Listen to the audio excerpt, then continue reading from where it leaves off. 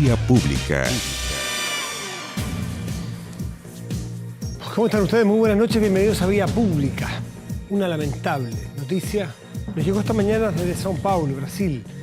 10 muertos. Ese es el saldo de un tiroteo en una escuela pública, protagonizada por 2 exalumnos de 17 y 25 años, que abrieron fuego contra funcionarios y estudiantes para luego quitarse la vida. Ambos incluso pasaron antes del tiroteo por una tienda de autos cercana a la escuela, en donde asesinaron al dueño, que era tío de uno de ellos.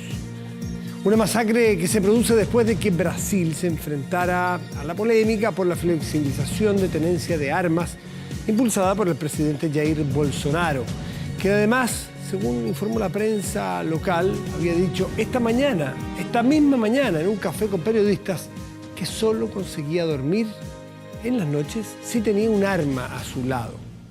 Es de mal dormir el hombre, sin duda.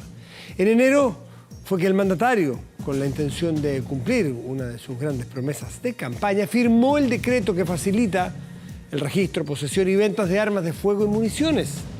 Flexibilización que existe en países como Estados Unidos, en donde se concentra el 31% de los atacantes en tiroteos masivos de este tipo.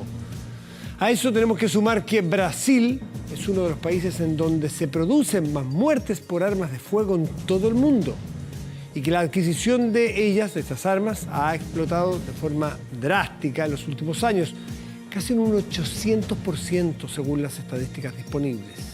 Tragedias como la de hoy reabren entonces nuevamente este debate de la tenencia de armas. Ya no más Transantiago, a sacarnos esa mala palabra de la cabeza, ¿a eso nos llaman?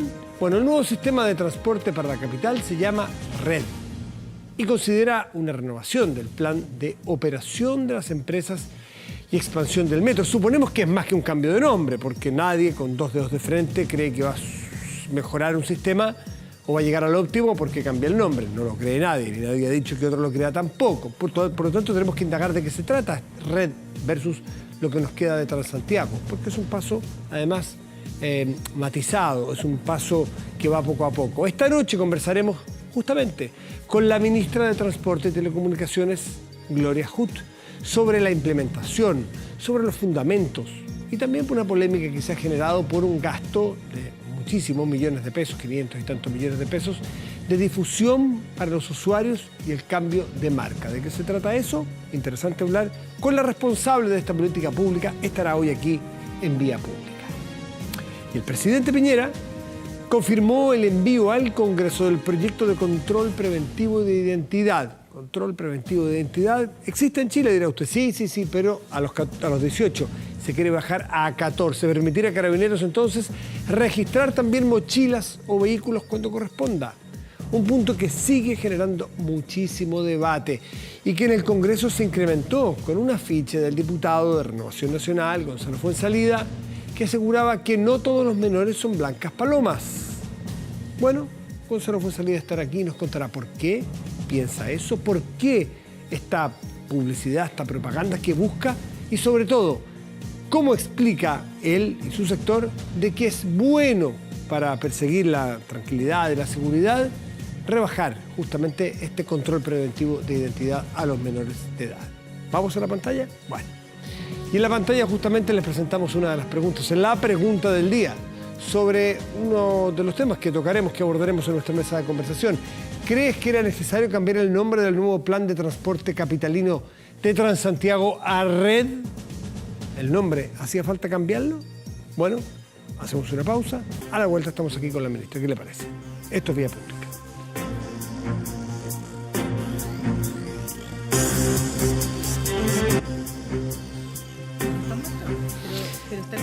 Transantiago, ¿es una mala palabra?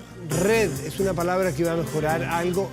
Yo sé que faltar el respeto a la inteligencia de todos nosotros pensar que un nombre va a cambiar un sistema, una política pública. No se trata de eso. Por eso queremos entrar en la profundidad de qué se trata este nuevo proyecto, para cuándo va a estar implementado en régimen, como le llaman los expertos. ¿Qué es esto de las 500 y tantos millones que se gastó en difusión? La ministra Gloria Hutt, encargada de esta política pública, la ministra de Transportes y Telecomunicaciones, esta noche en Vía Pública. Ministra, gracias por estar aquí. Gracias por invitarme, buenas noches. Partió tempranito en un matinal, me dijeron. a las 7 en la calle. 7 de la mañana en la calle. Sí. ¿Eso era mucho? Necesitamos un ministro para largo tiempo y que duerman bien. Sí, por suerte yo siempre he dormido poco, así que no es tan terrible. Una suerte la suya. Sí. A ver, limpiemos algunas cosas para entrar a lo profundo. ¿Qué son estos de los 500 y tantos millones en difusión? La campaña... Mira, yo voy a tratar de mantener la buena fe en el sentido de que las preguntas que han hecho buscan aclarar esta situación. Creo que se han extendido más allá de preguntar, pero es bien importante entender. ¿Cómo se desglosa el casi $1 millón? Sí. Primero, esto está asociado a la nueva marca, Red. Y para la marca hubo un contrato con una empresa que se llama Future Brand, que es internacional, especialista en desarrollo de marcas, hubo un proyecto de 6 meses y eso costó 48 millones. ¿Qué lleva? Eso incluye todo, desde toda la investigación, los grupos focales, el desarrollo gráfico, varias pruebas de nombres, nuevos grupos focales, nuevo desarrollo gráfico. Son 6 meses, como digo, de trabajo hasta que se depura la propuesta de marca y su aplicación. O sea, ellos hacen la gráfica, pero también toda la propuesta de cómo esa gráfica se va a usar en el caso de metro, en el caso de trenes, en bicicletas. Es toda la bajada completa. Eso es una parte. Y eso es el gasto en la marca, digamos, en esta nueva marca. 10% de los 500 y tantos. Pero es que no es lo mismo, porque eso es un contrato. Los 500 son parte de un ítem presupuestario permanente de Transantiago. Si uno mira los últimos 5 años, en promedio, en este mismo ítem que está en el presupuesto, se han gastado 700 millones en un año, 600 millones. ¿Difusión? Eso se contrata a través de una agencia de publicidad, porque la agencia tiene ventajas porque negocia con los medios. Entonces, el Estado contrata a la agencia negocia. Más o menos el 70% de eso se va a pagar, por ejemplo, espacio en radio, espacio en televisión, espacio en diario. La pauta que se llama. Y mucho se va a impresos. Por ejemplo, mapas de recorridos de Transantiago, folletos informativos cuando cambia un recorrido, administración e información para redes sociales, diseño de campañas antievasión, creo que está hecho monitores para ayudar cuando hay un cambio de recorrido y hay que instruir a las personas. O sea, pero usted dice que en el régimen todos los años se gasta esto en difusión, educación y en fin. Y eso, y eso es para todo el año. O sea, con eso y descontando lo que se gasta en medios, nos tenemos que arreglar para cubrir todo esto otro, que además... ¿Por qué valía la pena cambiarle nombre? ¿Cuál fue la conclusión a la que llegaron? Por distintas razones, pero hay un cambio muy estructural. Transantiago está llegando al término en forma natural. Están cerrándose ya los contratos originales. El primero fue el de Alsacia el año pasado. Este año llega a su fin express. El próximo año seguimos terminando contratos, el siguiente también. Entonces hay una etapa de transición en que Transantiago, como fue concebido y después con sus modificaciones, llega a su fin. ¿Y qué tan distinto va a ser como que amerita un cambio de nombre? Muy, muy distinto, porque lo que nosotros estamos planteando con Red es un nuevo estándar de transporte público en Chile, no solo en Santiago. Ese nuevo estándar nosotros lo hemos empezado a desplegar con los buses nuevos, los buses eléctricos y los diésel Euro 6 con aire acondicionado, con una serie de cosas que van más allá de la necesidad básica de viaje y que han tenido una recepción notable por los usuarios. Realmente... Son 200 buses eléctricos y 500 ecológicos. Sí, falta todavía poner en la calle 100 eléctricos y del orden de 200 diésel.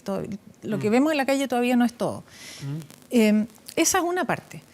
Otra parte va a ser toda la tecnología, sistemas de pago, en fin, que van a cambiar. La tarjeta VIP se va a modernizar, vamos a poder pagar con mecanismos distintos. Explíquenos cómo vamos a poder pagar. Sí, porque la VIP hay que bajar al metro y hay que, en fin, no es tan fácil. Ahora, un poco volviendo el concepto de red, entonces va a cubrir todo lo que se incorpore bajo este nuevo estándar de calidad de servicio, que no es solo mejorar los vehículos. Los vehículos es una parte. La tecnología va a incluir una VIP moderna, que permita, por ejemplo, segmentar usuarios, tener distintos esquemas de tarifas, pagar con el celular con códigos QR, pagar con la tarjeta de crédito. ¿Eso cuándo va a estar disponible, ministra? A partir del segundo semestre de este año ya vamos a tener varias de esas novedades. Hay una que es bien práctica. Actualmente, cuando uno carga la VIP por internet, cosa que se puede hacer, tiene que tomarla e ir a una estación de metro para activar esa carga. Exacto, no es me automático. pasó el otro día. Y lo que estamos haciendo es que vamos a cambiar 7.000 validadores en los buses y el validador tiene rol de tótem.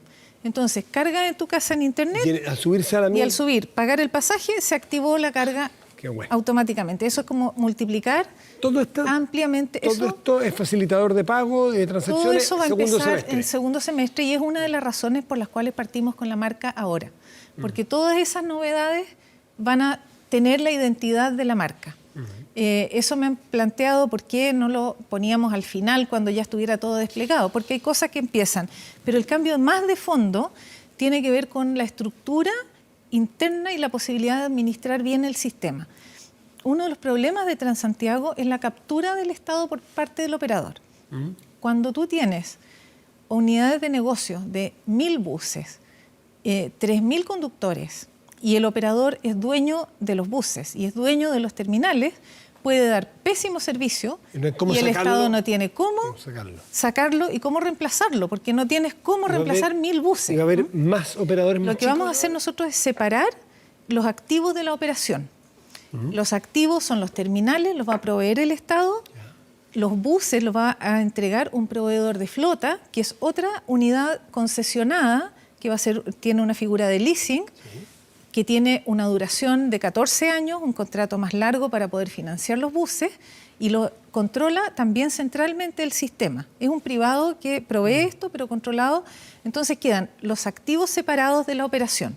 Perfecto. Eso lo que nos hace es que al bajar las barreras de entrada tienes una cantidad muy grande de operadores que pueden ingresar. Pongamos un ejemplo. Hay una empresa X que está haciéndolo pésimo. Ustedes estiman que basta, le bajan la barrera. Entonces le dicen, usted operador, salga de aquí, deje los buses que no son suyos, son de esta otra empresa. Vuelven para acá. Y levanten el dedo que lo va a hacer mejor. ¿Qué propone? Usted venga, asuma estos buses en los terminales nuestros que es el Estado y vamos andando. Y eso continúa. Ahora, ¿por qué podemos hacer eso? Porque estamos no solo separando, sino además haciendo unidades de servicios más pequeñas, de máximo 300 buses, que sean muy fácilmente reemplazables, y máximo 5 años de duración. ¿Y eso no encarece la operación? ¿Es que no hay economías de escala? Es que pueden tener hasta 2 unidades. Entonces hay empresas más grandes que pueden tener 600 buses y eso ya les produce economía de escala. ¿Dos operaciones? Sí, de 500 buses para arriba ya tienen las grandes economías de escala. Y empresarios más pequeños. Hay empresarios en Chile que operan flotas de esos tamaños y uno perfectamente podría...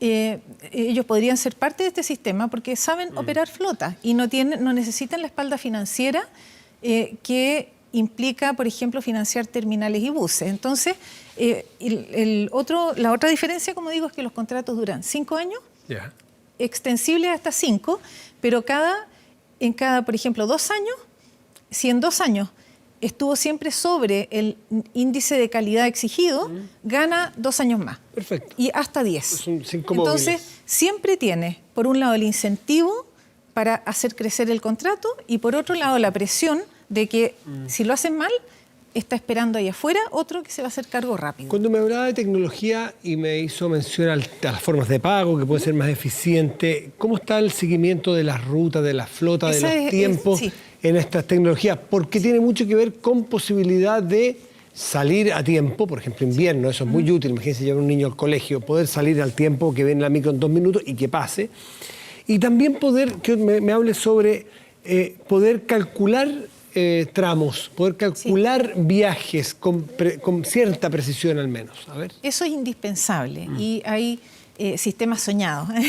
Si me dijera el sistema soñado, hay algunos en alemán, seguro. En Viena. Viena está siendo así, pero el top de tops y tienen incluso los sistemas conectados con las reservas de pasaje. Entonces uno programa el viaje y este sistema automáticamente controla, cambia pasajes. ¿Y Viena tiene vías segregadas? No, Viena tiene distintas modalidades. Pero mayoritariamente... Es que las tasas de motorización son más altas. El uso del transporte público es menor en Europa. Nosotros tenemos una ventaja muy grande. Tenemos un gran uso de transporte público y eso hay que protegerlo. Pero también está previsto una aplicación nueva integrada y por eso el concepto de red es muy importante. Porque si bien ahora hay integración tarifaria, se puede hacer mucho más integración todavía para optimizar los viajes. Por ejemplo, las bicicletas que vemos en las calles van a estar integradas. Sí está previsto que se integren modos no motorizados. Por ejemplo, puntos donde se puede reservar una bicicleta o puntos donde puedas conectar con el tren o con el metro. Pero ahora, en este segundo semestre, yo voy a poder subirme con un VIP, me subo a la micro, me bajo y me puedo subir a una de estas bicicletas de arriendo. Todavía no están las conversaciones, pero eso va a ser dentro de poco tiempo. Eso es una cosa perfectamente posible. ¿Con qué red? ¿Con esta Mobike? Puede ser esa, es cosa de con quién hace uno los convenios. Uno puede tener más de una porque tiene distintos puntos. Así pero va a haber integración tarifaria. La integración, lo ideal es que sea tarifaria. Aquí tenemos también restricciones financieras. Acuérdémonos que nosotros tenemos una ley de subsidios que nos pone un tope, entonces todo esto tenemos que hacerlo dentro de ese presupuesto. Entonces está como el componente primero de la integración, el componente del sistema de pago, el componente de los buses, que es distinto y es de un estándar completamente distinto, y después lo que uno podría llamar las entrañas del sistema, que es lo que no se ve, que son, por ejemplo, los planificadores de rutas y el sistema de los que genera los planes de operación. ¿La demanda? ¿Dónde está la demanda? Más que nada los planes de operación, cómo definir las rutas de manera óptima, y tenemos muy buena información porque son años de operación con la tarjeta VIP y la tarjeta VIP nos ha dado mucha información. Entonces, se puede hacer buena planificación y hasta ahora estábamos haciéndolo con planilla Excel. Eso es de una limitación brutal.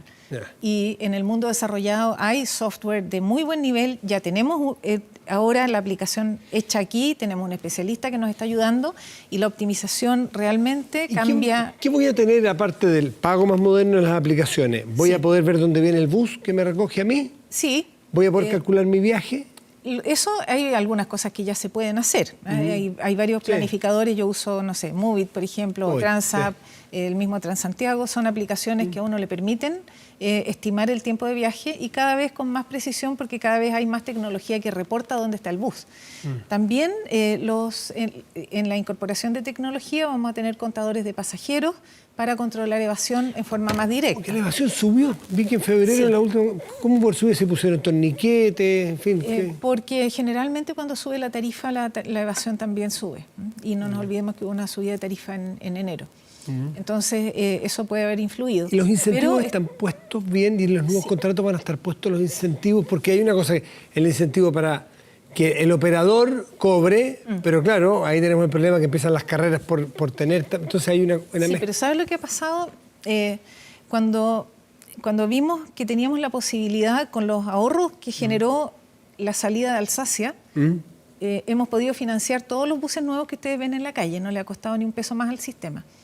Cuando vimos que venía esa calidad de buses y había que decidir si ponerle o no torniquete, hicimos una jugada arriesgada y un acto de fe en las personas y en su conciencia cívica.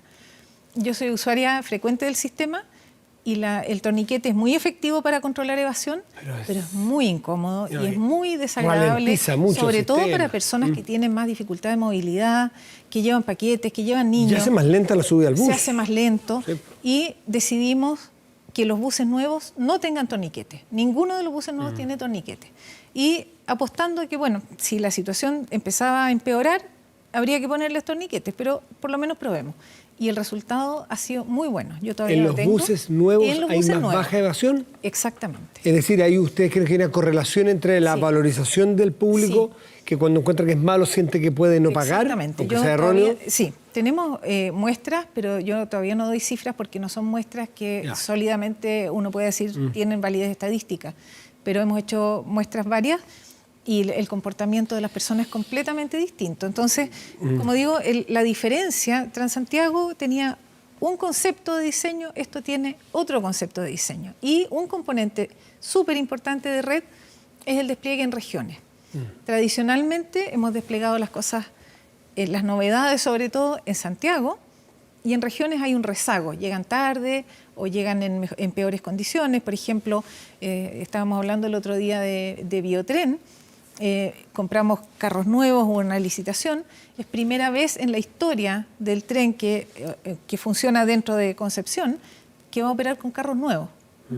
Entonces, el despliegue en regiones de la misma calidad de servicio es también parte de esta red. Ministra, por último, ¿cómo ha operado la implementación de las vías exclusivas para micros?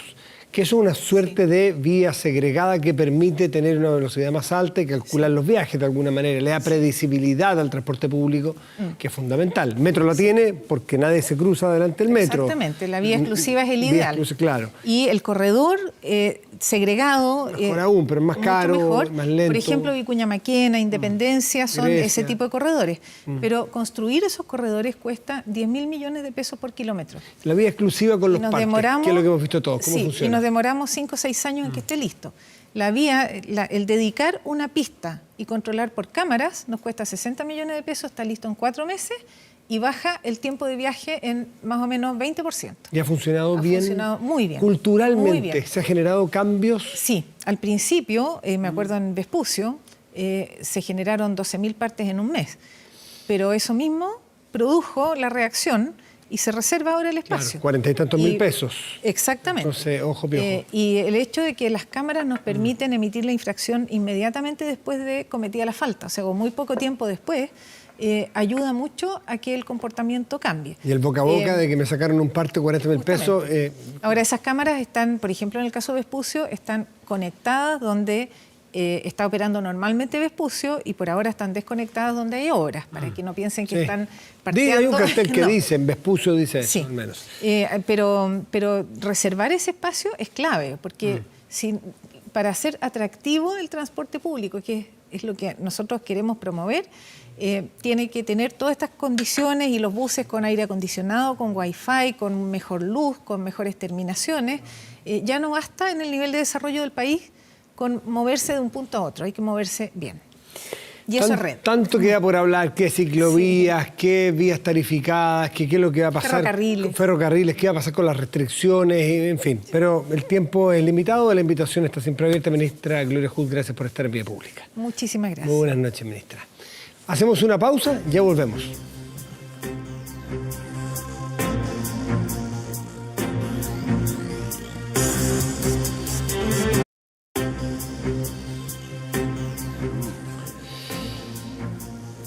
Control preventivo a menores, eso es uno de los nombres genéricos que se ha utilizado, saben todos ya a esta altura porque se ha generado polémica a qué nos referimos.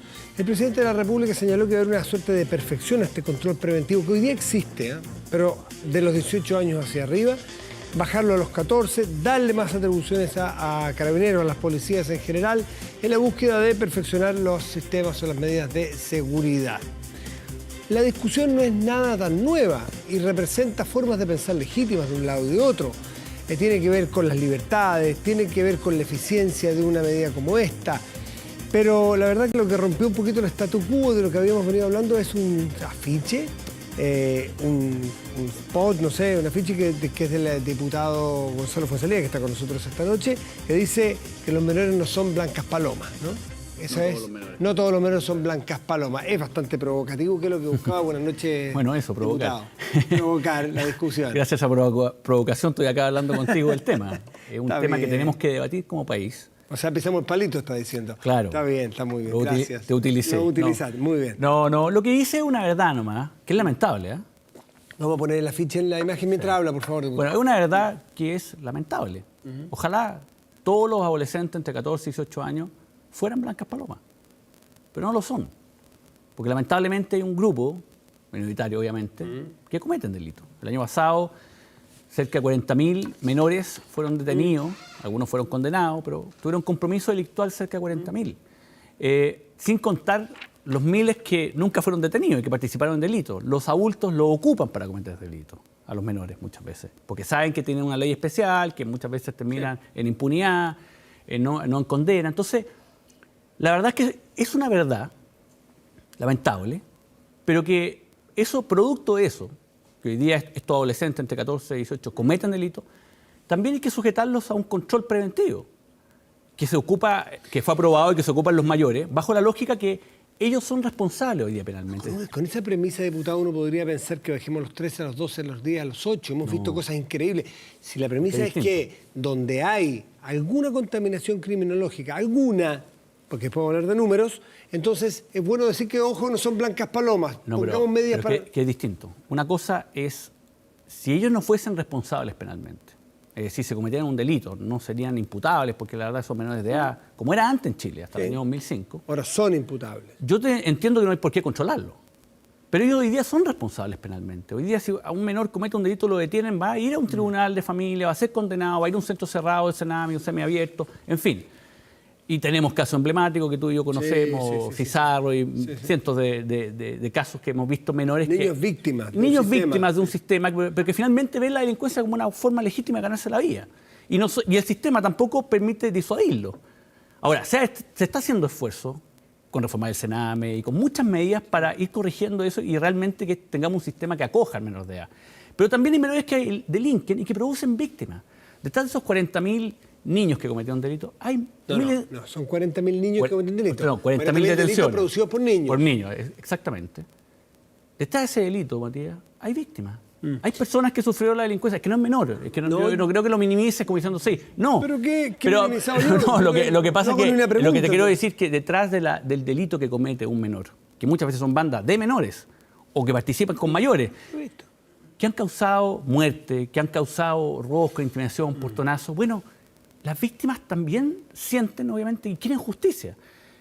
No lo vamos a lograr con el control de identidad, pero por lo menos el control de identidad va a permitir, primero que nada, controlar, disuadir, dar con algunos menores que están con una detención pendiente y que están fugados de la justicia, y nos va a permitir ser una herramienta preventiva para que lo que utilicen los carabineros, como ha sido la utilización del control de identidad para mayores de edad. Lo que pasa es que los recursos son escasos, como en todo. Entonces, el problema es que los técnicos señalan que esta es una medida, además de que hay temas de principio, que pueden ser distintas formas de pensar, con las libertades, en fin, es que es muy poco eficiente esta pesca de arrastre, porque estos 40.000 aproximadamente representan el 2% de la cantidad de personas que fueron controladas. 2%, no hablo solo de menores aquí, 2% no, pero de todos los... Son 100.000 el año pasado.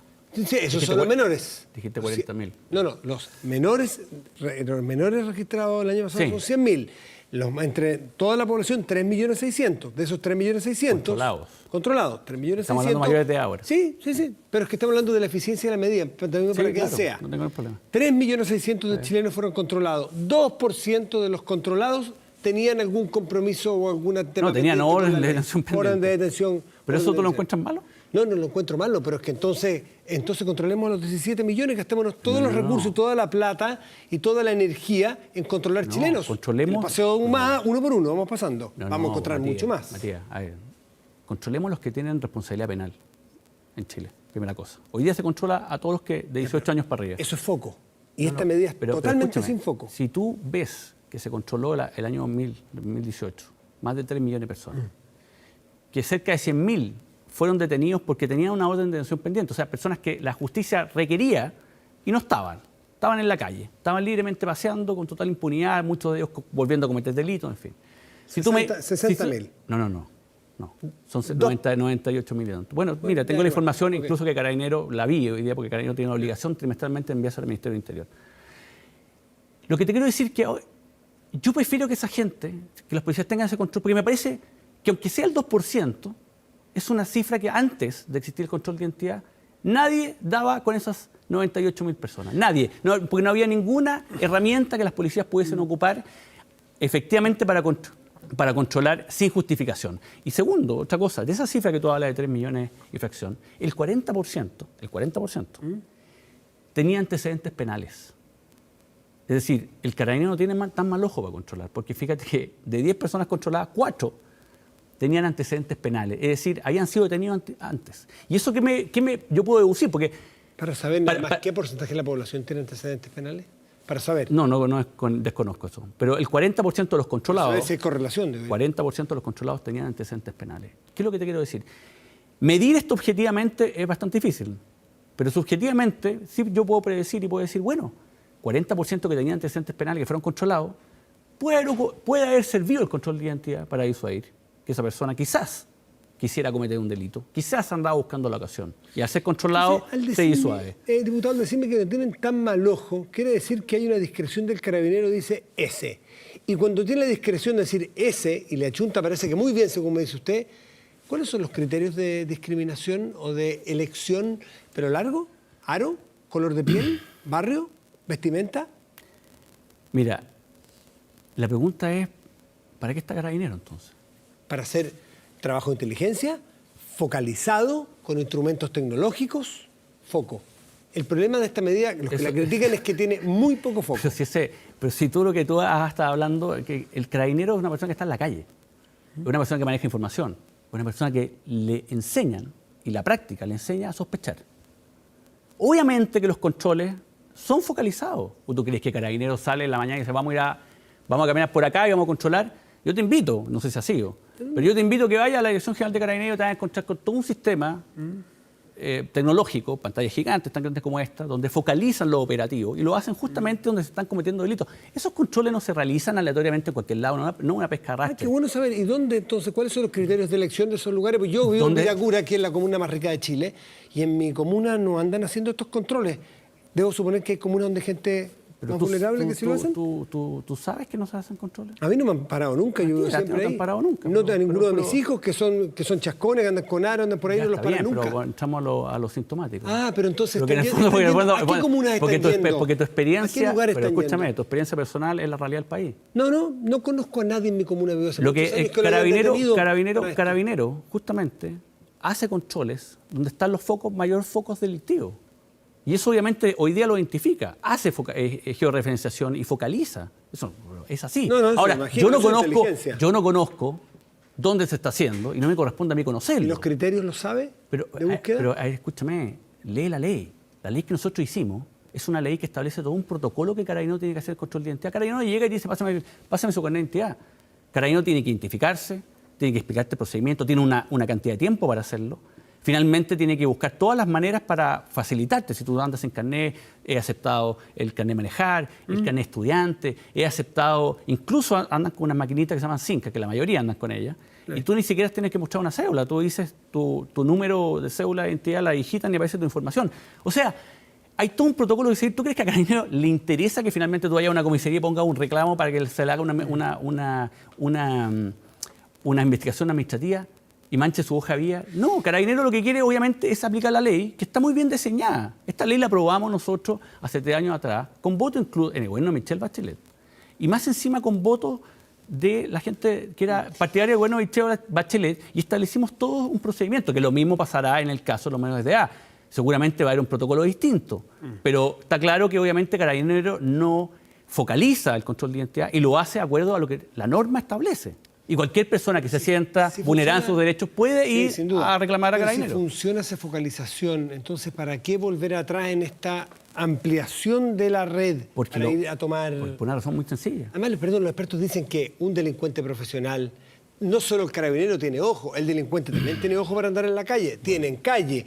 Y cuando hay un control preventivo, los delincuentes no pasan por ahí. Deja de citar tanto a los expertos, porque si los expertos tuvieran... Bueno, si quieres cito a los ignorantes sobre el tema. Pero si los expertos tuvieran la panacea y la solución, me encantaría que los expertos fueran los ministros de Interior, fueran los parlamentarios, fueran los generales directores de Carabineros. Me encantaría que fueran los que tengan que ejecutar la política pública, porque hablar de política pública no cuesta nada. Ejecutar la política pública... Felipe Arbós es uno de los que explica sus críticas, y Felipe Arbós, esto entiendo, fue subsecretario y le tocó ejecutar. Es legítima las críticas a Felipe, pero Felipe fue una de las personas que votó a favor del control de identidad. Para menores de 14 no. No, votó a favor del control de identidad que está operando hoy día. Mayores de 18. Pero votó a favor. Sí, está bien. Ahora, él podrá tener dudas respecto a los menores de edad, ok, debatámoslo. Sí, en un sistema democrático y en una sociedad libre, todos tenemos derecho a tener opiniones. El gobierno lo que está diciendo, yo lo respaldo. Yo fui uno de los autores del control de identidad que quedó para mayores de edad. En un principio estaba pensado para menores, pero tuvimos que negociar para que saliera el control. Entre no tener nada y tener el control, yo prefería tener el control. Pero la lógica es que aquel que es responsable penalmente tiene que ser controlado.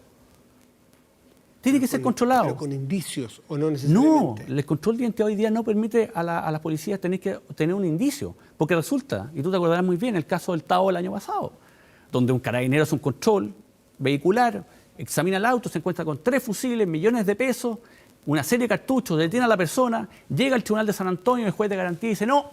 Decreta ilegal la detención. Ilegal la detención y las 2 personas salen caminando libremente para la casa. ¿Por qué? Dice el juez. Porque el indicio que tenía para registrar, porque el control de identidad no da derecho a registrar, no estaba suficientemente justificado.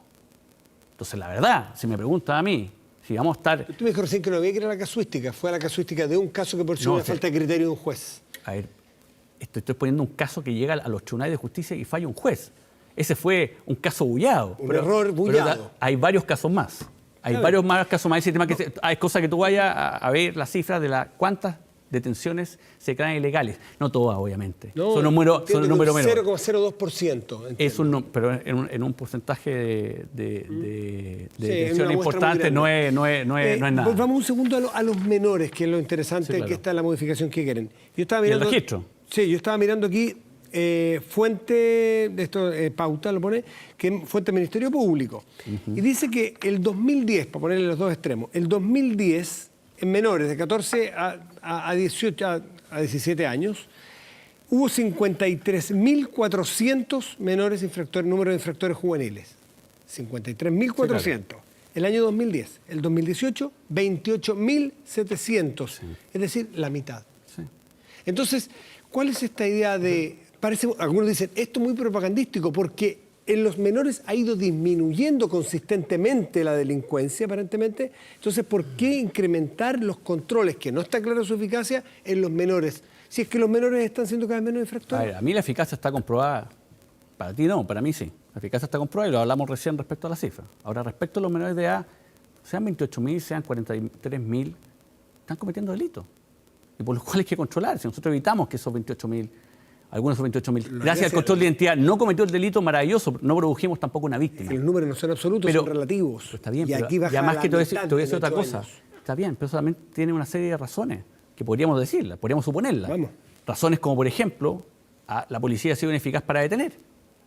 Y las detenciones, obviamente, han ido bajando de menores de edad, por ejemplo. Y lo que quieren ustedes es aumentar... Control, no detención. Bueno, control, no dije nadie se va aumentar las atribuciones a carabineros, o sea, focalizarse en las policías, y no en los procedimientos. Pues si las policías hoy día tienen una herramienta para prevenir, yo te diría que es prácticamente la única que tienen para prevenir en Chile. Controlar. Y lo que el gobierno está diciendo, y yo lo apoyo, es decir, mire, a los mayores de edad hace 3 años te están controlando. Antes no se controlaba. Lo que el gobierno está diciendo, también controlemos a los infractores de ley entre 14 y 18 años que hoy día son responsables penalmente. Sí.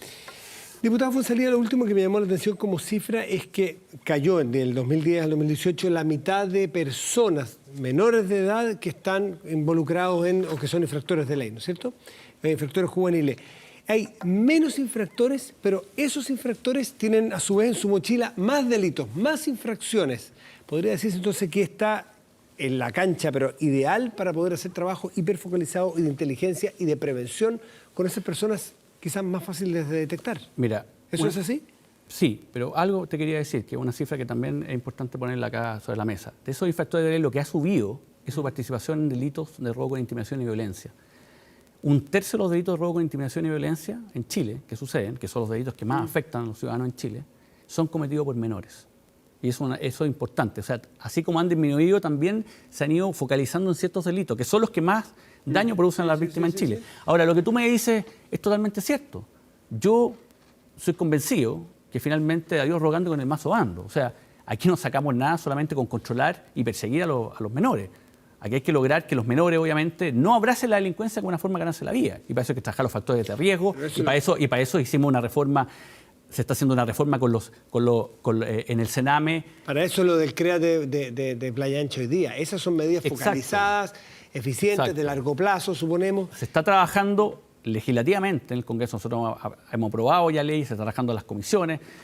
para los niños infractores de ley, los centros del Sename, que efectivamente cuando un niño vaya al centro del Sename no sienta que es una pasada sin ningún costo, sino que en el fondo sienta y pueda rehabilitarse. A mí me ha tocado ir a los centros. Lo grave no es que no tenga costo, es que no tenga beneficio. No tiene costo ni beneficio, porque uno no ve el beneficio tampoco cuando no tiene ningún tipo de costo. Yo supongo que si un niño pasa por el Sename va a tener beneficios, no sé si los costos. Va a tener beneficio de que va a salir reformado, va a salir con oportunidades. Estamos hablando de dos cosas distintas. Una cosa, el niño vulnerado en sus derechos, que tiene que ser puro beneficio, que el Estado lo acoge, porque la familia no puede acogerlo. Y otra cosa el infractor. Son los infractores de ley, entre 14 y 18 que cometen delitos. Yo espero que reciban el beneficio, pero también tomen conciencia de lo ocurrido. Porque yo no sé si tú has ido a los centros del Sename. He ido. Bueno, yo también he ido. Y he conversado.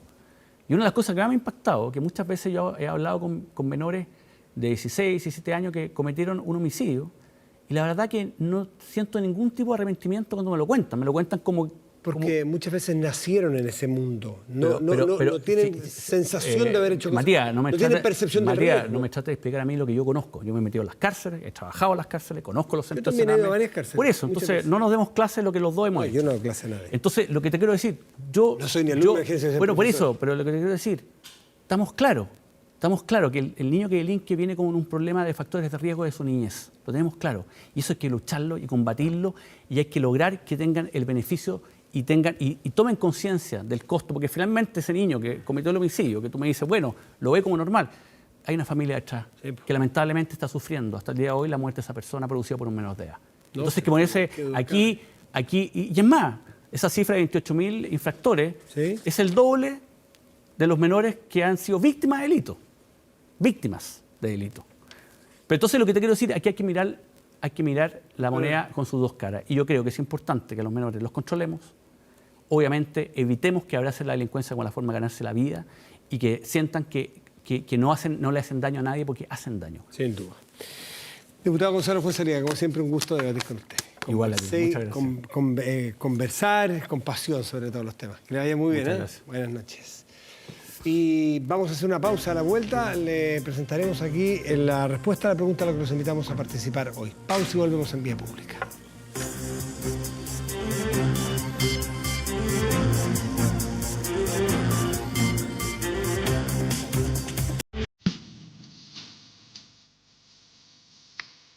Vamos a revisar la respuesta o el resultado de la pregunta más bien que les hicimos hoy, la cual los invitamos a participar.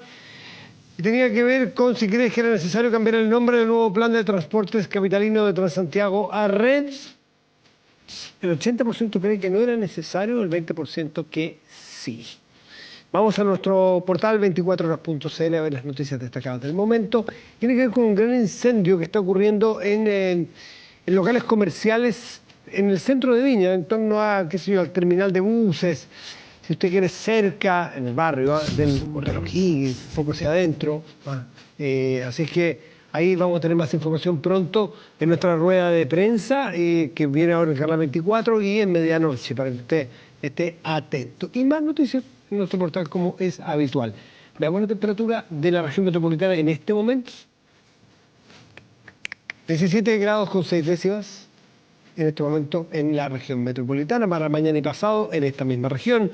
Tendremos máximas de 29 y despejado mañana jueves, de 28 y despejado para el viernes. Y en otras regiones del país, Temuco, región de la Araucanía, tendrá máxima de 19, despejado. San Pedro, supongo que será San Pedro de Atacama, región de Antofagasta, máxima 30, estará despejado también. Que escuchan a Rodolfo Fito Páez, así se llama Rodolfo Páez, rosarino, igual que tanto argentino ilustre, ¿no? Bueno, hoy es el cumpleaños de Rodolfo Páez, más conocido como Fito. Celebra 56, el popular cantautor rosarino, con más de 20 años de carrera, 24 discos, está en plena vigencia, tanto así que su último disco, Ciudad Liberada, que se estrenó ahora recién, fue catalogado por Rolling Stone, la revista especializada, como uno de los mejores en sus 2 décadas de carrera. Algo que habla de la constante reinvención de este cantante. Con 2 en la ciudad, de Fito Páez, nos despedimos de esta vía pública. Muy buenas noches y gracias por venir.